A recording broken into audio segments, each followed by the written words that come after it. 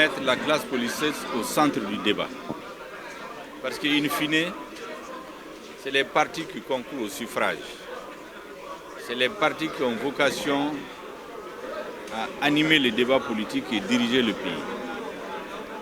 Et donc, dans le processus de consultation avec l'ensemble des forces vives, nous avons décidé de regrouper les partis politiques, échanger avec eux. Vous avez vu, on a fait presque 5 heures de temps sur les grandes préoccupations, les grands sujets d'intérêt de la transition, notamment l'organe unique de gestion des élections, les assises nationales de la transition, leur format, les conditions d'organisation, les objectifs visés.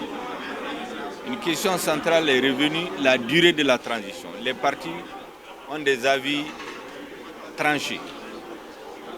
Nous leur avons dit que le gouvernement s'est engagé à faire tout ce qui dépend de lui pour faire respecter ses engagements.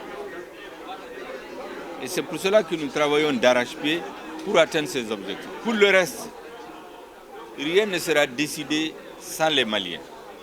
Et d'ailleurs, nous voulons que les assises nationales de la refondation soient de grands moments de réflexion, de cohésion, d'unité des Maliens, pour qu'ensemble, nous projetons dans un avenir commun, dans lequel chaque Malienne et Malien va se reconnaître. Voilà l'essentiel des débats. Nous avons indiqué à la classe politique que les ministres de la refondation de l'État, le ministre de l'administration territoriale et de la décentralisation, la ministre déléguée chargée des réformes politiques et institutionnelles vont dans les jours à venir aller vers eux pour organiser des discussions, des audiences, des ateliers, des séminaires, de manière à faire en sorte qu'il y ait un mouvement d'ensemble au niveau de la classe politique, exactement comme ça se passe au niveau des autres forces vives, que l'ensemble des Maliennes et Maliens se donnent la main pour faire des assises nationales de la refondation une véritable réussite, pour faire de l'organe unique de gestion des élections un organe effectivement qui a l'adhésion de l'écrasante majorité des Maliens, en tout cas un large consensus à défaut d'avoir l'unanimité.